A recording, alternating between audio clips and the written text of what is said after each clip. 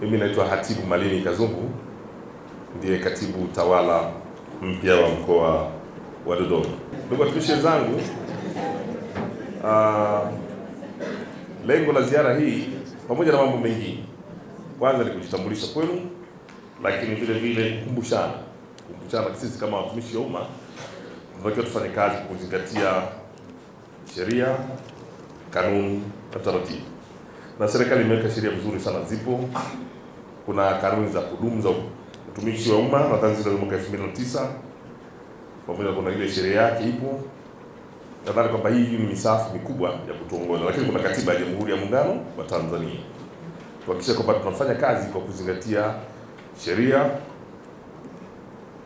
kanuni na taratibu zilizopo.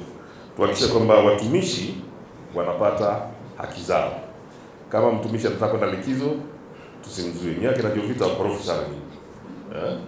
Unamzuia mtumishi kwa sababu kwenda likizo ni haki ya mtumishi. Watumishi wana stahiki zao, kuna posho zao. Mhasibu anaweza akasema kwamba hakuna fedha, lakini kumbe fedha ipo.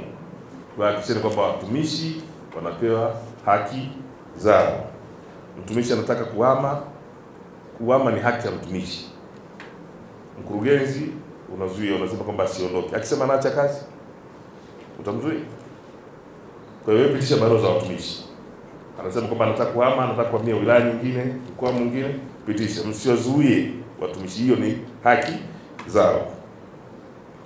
Na tunapokuwa tunafanya kazi hizi, ndugu zangu, naomba tuzingatie vile vile kwamba nchi hii inaongozwa na dira ya 2050, dira ambayo imezinduliwa rasmi mwaka huu 2025.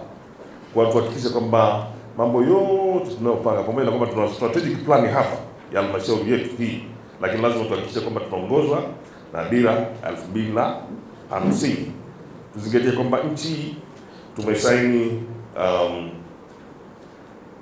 mikataba ya kimataifa. Kwa mfano kuna ile SDGs, Sustainable Development Goals. Tunapotengeneza budget zetu tuhakikishe kwamba tunazingatia malengo ya milenia, sisi wanaita malengo endelevu. Sawa? Lakini msisahau kwamba serikali hii ni serikali ya Chama cha Mapinduzi. Kwa hiyo kuna ilani ya Chama cha Mapinduzi, lazima muizingatie. Sasa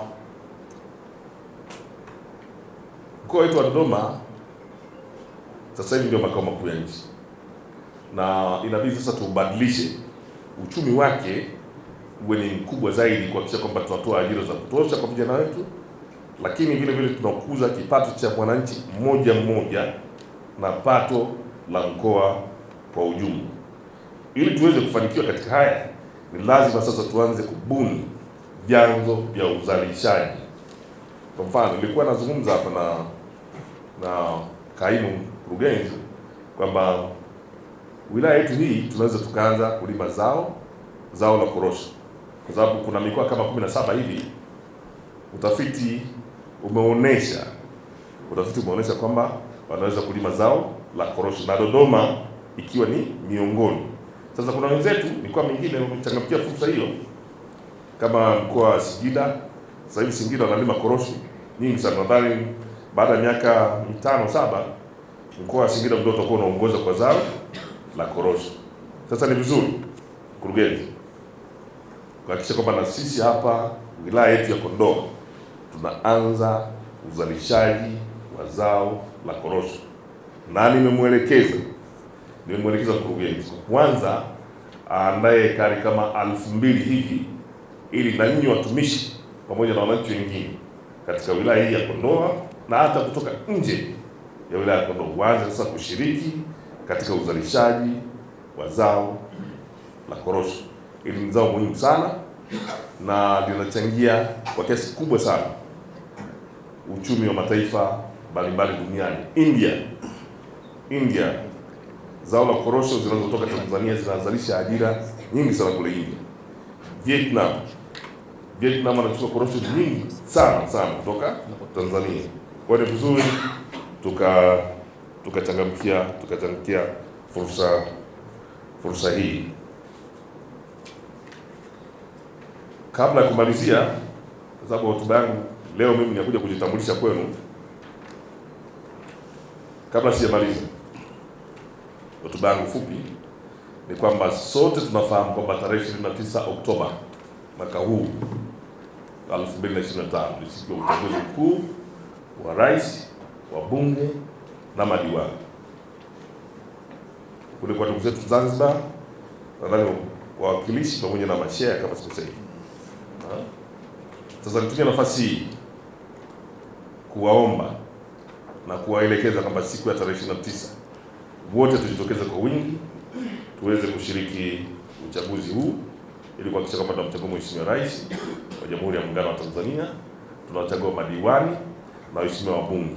Tujitokeze kwa wingi, na mkurugenzi, hakikisha kwamba unaweka utaratibu mzuri wa watumishi hawa kushiriki katika uchaguzi huu. Sote tunafahamu kwamba tarehe 29 Oktoba mwaka huu 2025 ni siku ya uchaguzi mkuu wa rais, wa bunge na madiwani kule kwa ndugu zetu Zanzibar, nadhani wawakilishi pamoja na mashea kama sikosei. Sasa nitumie nafasi hii kuwaomba na kuwaelekeza kwamba siku ya tarehe 29 wote tujitokeze kwa wingi tuweze kushiriki uchaguzi huu ili kuhakikisha kwamba tunamchagua Mheshimiwa Rais wa Jamhuri ya Muungano wa Tanzania, tunawachagua madiwani na waheshimiwa wabunge. Tujitokeze kwa wingi, na mkurugenzi, hakikisha kwamba unaweka utaratibu mzuri wa watumishi hawa kushiriki katika uchaguzi huu.